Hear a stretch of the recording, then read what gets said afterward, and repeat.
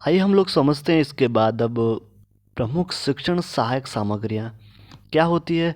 आइए इसमें सबसे पहले हम लोग देखते हैं श्यामपट्ट। श्यामपट्ट आप लोग देखते हैं क्लासरूम में। तो क्लासरूम में पहला श्यामपट्ट जो होता है उसके बारे में हम लोग जानते हैं, सबसे पहले पढ़ेंगे उसमें। तो ये एक दृश्य सामग्री है, डिस्प्ले सामग्री है। और इसके सबसे पहले निर्माता जो की बात करें हम, विलियम जेम्स ने बनाया था। इसका साइज साइज कैसा होता है, आयताकार होता है। और 45 डिग्री के जो कोण पर इस पेन या जो चौक हमको पकड़ना होता है। मिटाएंगे, ये भाई बहुत ज़रूरी है, बातें याद रखना।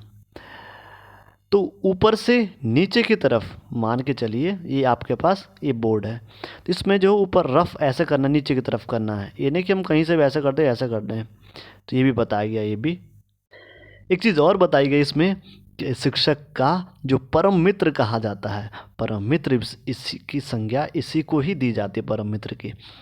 पारस्परिक सामग्री। आइए दूसरा, वास्तविक पदार्थ, प्रत्यक्ष वस्तु। आइए इसमें देखते हैं हम लोग।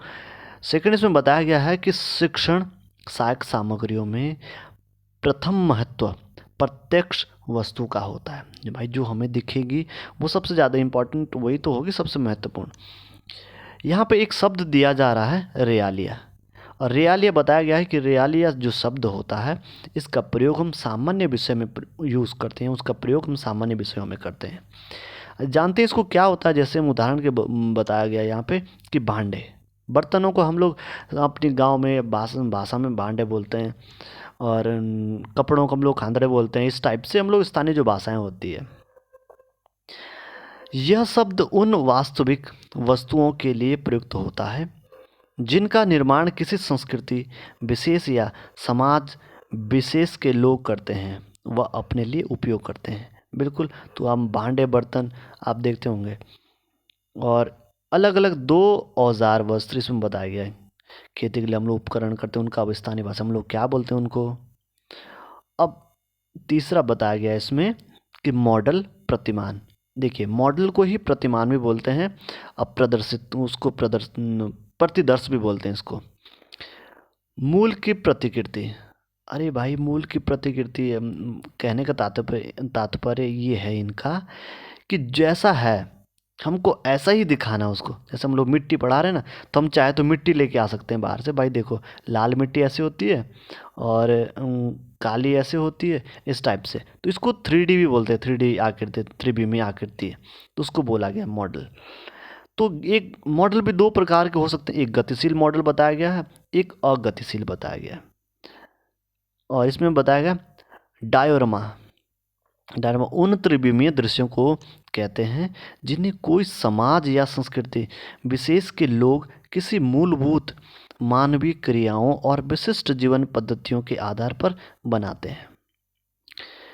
यह 3D इमेज होना चाहिए, ये बताया गया इसमें। जैसे ये 3D इमेज किसी भी चीज़ का आप एक चित्र बनाया गया, जो उदाहरण बताया गया यहाँ पे कि जैसे जैसे कोई हाथी का चित्र बनाया तो वह वास्तविक प्रतिरूप लगना चाहिए। अर्थात थ्री यानी कि वो 3D इमेज में लगना चाहिए। पता लगे हाथी बना रहा आप, वो गीदड़ लग रहा है, तो भाई बात घनी नहीं जमेगी, है नहीं। अब इसमें देखते हैं आप लोग चित्र मानचित्र चार्ट को समझते होंगे, फिर वो है आवश्यक।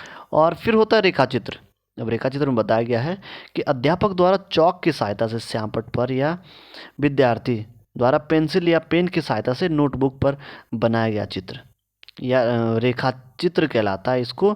जैसे उदाहरण के लिए बोलो, तुम लोग बच्चों को पढ़ाते होंगे कि बच्चों आम आम कैसे होता है। आप देखो भाई हम लोग पहाड़ में रहते हैं, तो पहाड़ में कहाँ आम होते हैं, तो उनको हम एक चित्र के माध्यम से बता देंगे कि भाई जो आम होते हैं, आम ऐसे होते हैं, है नहीं। हम उसको ऐसे बना देंगे और बोलेंगे आम के जो है इस प्रकार। तो भाई अब वो समझ जाएंगे। हाँ, कईयों के मुंह में पानी भी आ रहा होगा, बस सीजन आने वाला होगा। तो इस प्रकार से हम लोग बता सकते हैं कि आम कैसे होता है। उसके बाद अब देखते होंगे अगला कि फिल्म स्ट्रिप, दृश्य सामग्री। तो इस दृश्य सामग्री के बारे में हम लोग थोड़ा बता दें आपको। उसके बारे में अगर आप लोगों में से कोई ये ऐसा है जो चार धाम यात्रा अगर घूमे होंगे, तो उन मुख्यतः उन स्थानों पर यानी कि धार्मिक स्थल होते हैं, वहाँ पे एक बचपन में एक छोटे छोटे कैमरे मिला करते थे। आपको अगर याद होगा कैमरे कैसे, मैं आपको बताऊँ। इस प्रकार का एक छोटा सा कैमरा होता था इस प्रकार से, और यहाँ पे एक लगा होता और इसको घुमाना होता था ऐसे स्पाइरल करके, और इसके अंदर जो है ऐसा आपको दिखता था, है ना, यदि आपको याद आ रहा होगा। तो उसमें क्या होता है, ऐसे बस ऐसे ही उसमें फ़ोटोज़ लगी होती हैं इस पर, कि अभी हम लक्ष्मण झूला पुल देख रहे हैं, फिर बद्रीनाथ देखा, फिर हमने भोले बाबा को इस प्रकार से लगे होते थे उसमें, या फिर किसी एक्ट्रेस का एक्टर का फ़ोटो देखते थे उसमें बचपन में। अब देखो इसमें, और यही वो बात कह रहा है कि जो ये लिखा भी मैंने, जो हरिद्वार में कैमरे मिलते हैं छोटे छोटे बच्चों के लिए, वही मान के चलो आप लोग। तो ये जो फिल्म स्ट्रिप होती है ये 35 mm की होती है। 35 mm की मतलब 35 mm की मतलब होता है कि फिल्म स्ट्रिप पर स्थिर चित्र होते हैं। इसका साइज 35 मिलीमीटर होता है और 35 पॉजिटिव फिल्म होती है, और ये सेलुलोज एसीटेट की बनाई जाती है। और जो वास्तव में जो पिक्चरें बनती होगी ना, तो ये भी वही होती है। और इसके बाद हम लोग आगे देखते हैं इसमें, हाँ, फ्लैनल बोर्ड। अब इसमें आओ ज़रा, क्या होता है इसमें। दो दो बोर्ड की बात की थी हमने पहले, कि एक होता है फ्लैनल बोर्ड और दूसरा होता है फलानील बोर्ड भी बोलते हैं इसको। दूसरा होता है बुलेटिन बोर्ड या प्रदर्शन बोर्ड या विज्ञप्ति बोर्ड। आप नाम से अब समझ गए होंगे पूरा। फ्लैनल बोर्ड जो होता है दृश्य सामग्री है। पहला जो ही सवाल ये पूछा जाता है आपसे कि जो फ्लैनल बोर्ड है वो कैसे सामग्री है। ये आपके बोला जाएगा कि श्रव्य सामग्री है या दृश्य सामग्री है ना, इस प्रकार से। तो सबसे पहले तो सवाल ये कि दृश्य सामग्री है, अरे भाई दृश्य तो नो। दूसरा डिस्प्ले सामग्री है। इस पर क्या होता है, जो ऐसा ही बोर्ड बनाया मैंने कक्षा में कक्षा कार्य में प्रयोग। इसमें आप लोग जैसे ये कुछ स्टिकर लगाया उस पर कि भाई ये लिखा है मैंने, ये बी लिखा, कोई आम मैंगो बादाम, इस पर लगाए जाने वाले चित्र, इस पर चित्र लगाए जाते हैं। और इस पे जो अंदर पता क्या होता है, अंदर इस पर कपड़ा लगा होता है। कौन सा, मोटे कपड़े बने होते हैं जिसमें हम लोग जैसे ये आलपिन होती है ना, इस प्रकार से ये भी उस पर चुभा दी जाती है, फिर उस पर ऐसा टैग करके उस पर कोई वस्तु या कोई चित्र लगा दिया जाता है। तो ये होता है क्लास के अंदर। ये याद रखना कि फ्लैनल बोर्ड क्लास के अंदर लगता है। अब दूसरा समझते हैं हम इसमें कि दूसरा होता है इसमें, अब मैं आपको जूम करके दिखाता हूँ, बुलेटिन बोर्ड। तो बुलेटिन बोर्ड में क्या होता है, प्रदर्शन बोर्ड या दृश्य सामग्री होती है, डिस्प्ले सामग्री ये भी। और जैसे ये देखो, ये कक्षा के यहाँ पे लिखा विद्यालय के अंदर होता है, मेन गेट के पास। बताया गया मेन गेट पर इसलिए होता है कि मान के चलिए आपको जो है किसी चीज़ की सूचना देनी हो, पहला बताया गया सूचना बतानी हो आपको, इस पे भी सबसे पहले अगर बनावट की बात करें, इस पे भी कपड़ा लगा होता है। बस मोटा कपड़ा सॉफ्ट होता है इसमें, और ये पिन लगी होती है इसमें इस प्रकार से ऐसे। और इसमें क्या सूचना, जब बोला कि भाई कल छुट्टी है या आपके एग्ज़ाम जो है अब से हैं, तो इस प्रकार से उसमें सूचना लगा दी जाती विद्यालय के केंद्र द्वारा। याद रखना है कि ये क्लास के अंदर है, यानी कि फ्लैनल बोर्ड क्लास के अंदर होगा, बुलेटिन बोर्ड आपके जहाँ पे गेट पे हो सकता है, या इस प्रकार से विद्यालय के अंदर होगा। पर ये भी आइए इसको हम थोड़ा चर्चा में लाया गया, इसको थोड़ा विस्तृत चर्चा करते हैं इसके बारे में। बताया गया इसमें कि यह बोर्ड किसकी बात कर रहा है, 7 नंबर पे कौन है आपका, बुलेटिन बोर्ड, माफ़ कीजिएगा, फ्लैनल बोर्ड की बात कर रहा है। तो यह बोर्ड कक्ष में शिक्षक द्वारा विद्यार्थियों को श्रेष्ठ अधिगम, यानी कि बहुत बढ़िया सिखाने, रुचिपूर्ण अधिगम व प्रभावी अधिगम के लिए चित्रों को प्रदर्शित करके काम में लिया जाता है। यह लकड़ी का बना एक बोर्ड होता है जिस पर फलानील या खादी का मोटा कपड़ा लगा हुआ होता है, और इस बोर्ड पर प्रदर्शित किए जाने वाले चित्र एक तरफ से खुरदरे होते हैं, और जिससे कि वे आसानी से फलानील बोर्ड पर चिपकाए जा सकते हैं, है ना। इस पर मतलब एक तरफ खुरदरा बना दिया जाएगा, दूसरी तरफ उसे चिपका सकते हैं। अब 8वें बताया गया है इसमें कि बुलेटिन बोर्ड विद्यालय में ऐसी जगह पर लगाया जाता है जहाँ पर जो सभी विद्यार्थियों की दृष्टि आसानी से जा सके, वह देख सके उसको। विद्यालय में सूचनाएं, नवीनतम जो सहायक सामग्री होती है, फिर नवीनतम समाचार होते हैं, तो उनको अध्यापक विद्यार्थियों को व्यक्ति को प्रदर्शित करने के लिए बुलेटिन बोर्ड का उपयोग किया जाता है नहीं। आप लोग अपने स्कूल के टाइम पे आपको याद होगा। फिर होता है एक सेक्सटेंड होता है। इसमें क्या होता है, इसका उपयोग प्रमुख रूप से भूगोल या गणित में पर आँखों के स्तर पर बने कोण को नापने में किया जाता है। कैसे, आप देखते हैं यहाँ से कि मैं आपको जूम करके दिखाता हूँ थोड़ा। तो इस टाइप से ये बना होगा, इस टाइप, अगर यहाँ पे रिंग होगा इस पर ये बनी होती है स्पार रिंग्स, और यहाँ पे आप कोई आदमी या कोई आप देख रहे हैं यहाँ से इस प्रकार से, और इस प्रकार डायरेक्शन बताई गई है यहाँ पे। तो ये बताया गया इस टाइप से, आप याद रखना सेक्सटेंड। उसके बाद हम लोग पढ़ते हैं लिंगुआ फोन। लिंगुआ फोन आपको दिखा दूं मैं लिंगुआ फोन, हालांकि मुझे ड्राइंग इतनी अच्छी नहीं। इस प्रकार से होता है लिंगुआ फोन। इसका काम क्या होता है, पहली जो बात है कि श्रव्य है नहीं, श्रव्य है। और दूसरी बात है कि भाषा शिक्षण में हमारे काम आता है। इम्पॉर्टेंट यही पूछा जाता है कि लिंगुआ फोन किस काम आता है, तो भाषा शिक्षण में हमको हेल्प करता है। एक श्रव्य तो आपको पता ही होगा, ये ज़्यादा इंपॉर्टेंट है भाषा शिक्षण। और आदर्श वाचन बोल दिया जाता है, जैसे अभी हम देखेंगे उच्चारण दोष। अब बोला जाता है कि बोलो बच्चों, बोलेंगे भारत माँ, तो उच्चारण दोष मतलब हो सकता है कि कोई तोतला है या कोई बड़े भारत माँ, कोई छोटे छोटे बच्चे होते हैं ना, तो इस टाइप से उच्चारण दोष में इसको दूर किया जा सकता है, इस पे बोल करके साफ साफ सुनाई देगा। दूसरा फोन होता है फिर ग्रामोफोन। ये भी श्रव्य है, गीत संगीत। आइए इसको विस्तृत चर्चा सुनते हैं। यहाँ पर नीचे व्याख्या बताई गई इसमें कि विद्यालय में भाषा शिक्षण के दौरान बालकों का उच्चारण संबंधी दोष दूर करने में लिंगुआ फोन का उपयोग किया जाता है। इसको बोला ना, उच्चारण का इम्पोर्टेंट है, उच्चारण संबंधी। इस यंत्र में अध्यापक का आदर्श वाचन होता है। बोलेंगे भारत, तो फिर वो बच्चे बोलेंगे बालत, तो लॉ बोलेंगे, भाई तोतले बच्चे अभी छोटे छोटे हैं, तो वो बच्चा उनको सिखाता है, माफ़ कीजिएगा टीचर उनको, आप जैसे आप मास्टर बन जाएंगे तो आप सिखाएंगे धीरे धीरे। तो जिससे विद्यार्थी भाषा प्रकोष्ठ कक्ष में अच्छी तरह श्रवण करके अनुसरण करते हैं हुए अपने उच्चारण संबंधी दोषों को दूर करते हैं, जो उनको बोले अभी गड़बड़ी कर रहा है, तो इस टाइप से। अब दूसरा होता है ग्रामोफोन। इसमें बताया गया है कि विद्यालय में बालकों को गीत संगीत की शिक्षा देने के लिए इसका प्रयोग किया जाता है। इसमें समझाने की ज़्यादा ज़रूरत नहीं है। तो ग्रामोफोन में इसमें ये अंतर था। रेडियो आप लोग समझते ही हैं, यह विद्युत चुंबकीय तरंगों द्वारा सृजित सिग्नलों के प्रेषण और ग्रहण करने का साधन है, या मार्कोनी ने इसका आविष्कार किया, आप लोग समझते हैं। टेप रिकॉर्डर में होती है, इसमें कैसेट लगती है, श्रव्य सामग्री है। टेलीविज़न आप लोग समझते हैं, JL बेयर्ड इसके संस्था उसने आविष्कार किया था इसका।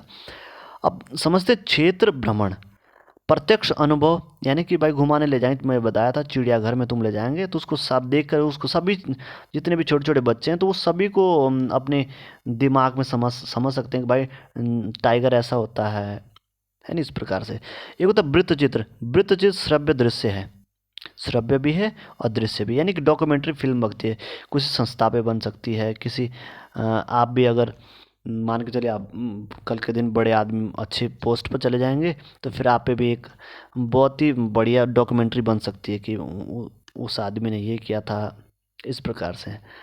और फिर देखिए अब हम समझते हैं इम्पॉर्टेंट जो है हमारे वो प्रक्षेपण यंत्र हैं, तो जिनको प्रोजेक्टर बोला गया है। यह एक प्रक्षेपण यंत्र है। अदृश्य सामग्री, छोटे चित्रों को बड़ा करके प्रदर्शित, यानी फेंकना, टू थ्रो इसको बोला गया। यहाँ पे मान के अभी इतने छोटा आपकी फ़ोटोज़ हैं, इतनी छोटी फ़ोटो है, और सामने डिस्प्ले पे लगाएंगे तो इतनी बड़ी हो दिख जाएगी आपको, साफ साफ आँख नाक, किसी की नाक चौड़ी है, किसी की, इस प्रकार से आप देख सकते हैं। अब आइए नोट में बताया गया इसमें कि प्रोजेक्टर छोटे चित्रों को सामने लगे स्क्रीन पर बड़ा करके दिखाना होता है। फ़ोन में छोटे फ़ोटो को 200M करके दिखाना इसका उदाहरण नहीं होगा, ये बताया गया इसमें। माफ़ करिएगा, इसमें फ़ोन में जो छोटे चित्र होते हैं उसको, उन फ़ोन को उनको जूम करके जो बताया, जूम लिखा है यहाँ पे, ZOOM जूम, तो जूम करके दिखाना ये इसका उदाहरण नहीं होगा, ये बताया गया इसमें, इंपॉर्टेंट है ये। तो इसमें कहने का मतलब जो सामने लगाते हैं ना हम लोग, जैसे पहले चलता था, अब तो कई अलग अलग, तो यहाँ पे दिखाया हम लोगों ने, इस पर अभी हम आगे बढ़ेंगे। फिर सामने इसको है डायरेक्शन इसमें बड़ी दिख जाती है। इनके उपयोग के समय कमरे में अंधेरा होना चाहिए, ये ज़रूरी है, तभी तो सामने दिख पाएंगे, डिस्प्ले ने तो दिखेंगे नहीं फिर वो। और दूसरी बात कि मैं बताया कि ABCDE बताया गया इसमें, इसको ध्यान रखना आप लोग, ABCDE। ए मतलब इसका अभी नीचे काम आएंगे जो प्रोजेक्टर का, कि यह एक प्रक्षेपण, यानी कि ए में बताया गया, फिर B में दृश्य सामग्री बताया गया है, और C छोटे चित्रों को बड़ा करके प्रक्षेपित करना, और इसके आगे बताया गया इसमें डी में बताया गया है कि इनके उपयोग के समय कमरे में अंधेरा होना चाहिए, ये इंपॉर्टेंट है, अंधेरा होना चाहिए। अब बल्ब लेस कांच का प्रयोग होना चाहिए, बल्ब या लेंस कांच का प्रयोग होना चाहिए। प्रोजेक्टर के जो प्रकार बताया गया उसके उदाहरण बताया गया, आइए इसको समझते हैं हम लोग। तो ABCD हम यहाँ पे अब नीचे ऐसे उतार देंगे, बार बार नहीं पढ़ेंगे इनको। तो मैजिक लैंटर्न, जादू की लालटेन, डायस्कोप, पारदर्शी, इस प्रकार से बता के एक ही चीज़ के नाम है सब ये। मैजिक लैंटर्न उसको ही बोलेंगे, जादू की लालटेन भी बोलते हैं, डायस्कोप भी बोलते हैं, पारदर्शी प्रोजेक्टर भी बोलते हैं। ABCD इस सारी चीज़ें इसमें फॉलो होगी, बताएगी इसमें। प्रथम प्रोजेक्टर किसकी बात हो रही है, इनकी ये प्रोजेक्ट मैजिक लैंटर्न की बात हो रही है, यहाँ पे बताया गया प्रथम प्रोजेक्टर है। तो जो मैजिक लैंटर्न है ये बताया गया, जादू की लालटेन भी बोलते हैं इसको, डायस्कोप की बात हो रही, पारदर्शी प्रोजेक्टर है। तो इसमें पहला जो बताता है कि प्रथम प्रोजेक्टर है जब बना है, कांच की पारदर्शक स्लाइड पर ये दिखाया जाता है, जिलेटिन के घोल में डुबोकर सुखाकर तब चित्र बनाए जाते हैं। और इस प्रकार मैंने कोशिश की है चित्र बनाने की, और यहाँ पे रखा जाता है उसका चित्र, अब फिर इसके माध्यम से यहाँ पे दिखाया जाता है सामने डिस्प्ले पे। तो मैजिक लैंटर्न इस प्रकार से आप चाहे चित्र बना सकते हैं। मैजिक लैंटर्न के माध्यम से कांच की पारदर्शी स्लाइड पर बने चित्रों को बड़ा करके प्रक्षेपित किया जाता है। प्रक्षेपित मतलब सामने थ्रो किया जाता है उसके द्वारा। सर्वप्रथम इन स्लाइडों को साबुन से धोकर जिलेटिन के घोल में डुबोकर सुखा लिया जाता है, वह फिर इस पर चित्र बना लिए जाते हैं। और कहने का तात्पर्य है कि जो आप प्रोसेस को पढ़ लेने 2 बार आपको समझ आ जाएगा।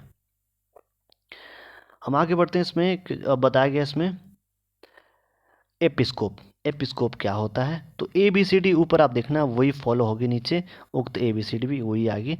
वो तो कॉमन चीज़ें हैं, ऊपर ABCD बताई गई है। उसके बाद देखो ये चित्र विस्तारक यंत्र है, बड़ा करके दिखाया गया ऐसे। अपारदर्शी प्रोजेक्टर है, तो इसके पीछे नहीं जाएगा, है नहीं। और इस यंत्र के द्वारा चित्रों यानी कोई लिखित सामग्री, छोटे पदार्थों व सूक्ष्म जीवों को बिना किसी माध्यम के सीधे ही प्रक्षेपित किया जाता है, वो समझ लीजिए, है नहीं। अब अगला हम देखते हैं एपिस्कोप, एपिडाइस्कोप। तो अब यहाँ पे बताया गया है कि इस यंत्र के माध्यम से कांच की पारदर्शी जो स्लाइडों पर बने चित्रों को बड़ा करके प्रक्षेपित करने के अलावा सीधे ही किसी सूक्ष्म पदार्थ, सूक्ष्म जीव या पुस्तक पर बने चित्र को बड़ा करके प्रक्षेपित किया जा सकता है, किसी भी छोटी चीज़ को।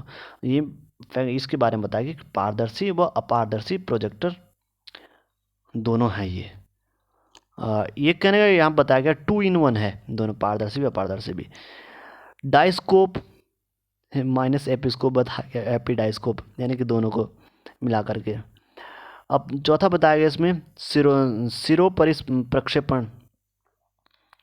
प्रक्षेपण यंत्र, ओवरहेड प्रोजेक्टर बताया गया इसको। ट्रांसपेरेंसिया पारदर्शिकाएँ होती, ABCD ऊपर वो आ जाएगी, इसमें उस सब में आ जाएगी। इस यंत्र के माध्यम से प्लास्टिक की सीटों पर बने चित्रों को बड़ा करके प्रक्षेपित किया जाता है। प्लास्टिक की यह सीट ट्रांसपेरेंसियाँ या पारदर्शिकाएँ कहलाती है। फिर है अब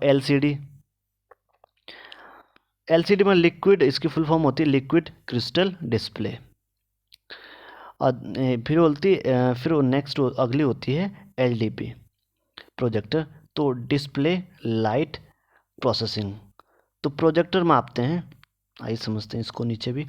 कंप्यूटर व इंटरनेट से शिक्षा देने के लिए मुख्यतः LCD और DLP प्रोजेक्टर का प्रयोग किया जाता है। इन प्रोजेक्टर की क्षमता की इकाई लुमिनेस होती है और ये दोनों अत्याधुनिक प्रोजेक्टर हैं। और इसी के साथ ही समाप्त हो जाता है। और यहाँ से जो संभव तो सवाल बन पाएंगे, आप लोग इनको चेक कर लेना और इनको अच्छे से आप याद रखना कि ये आपको ये देखने होते हैं कि ये क्या देख रहा है। तो भाषा शिक्षण को ये करा गीत संगीत के लिए, यानी कि आपको उच्चारण के लिए, तो आपने ये देखना है कि कहाँ सवाल किससे क्या बन रहा है। आप पिछले साल के पेपर उठा के देखना, इसमें से फिर सवाल बनने होंगे। अच्छा लगे तो आप सपोर्ट कर सकते हैं। फिर मिलते हैं आपको अगली वीडियो में। हाँ, इसी संदेश के साथ कि भारतीय जवान, किसान, वृद्ध, महिलाएं और बच्चों का सदैव हृदय से सम्मान करना। जय हिंद, जय अखंड भारत।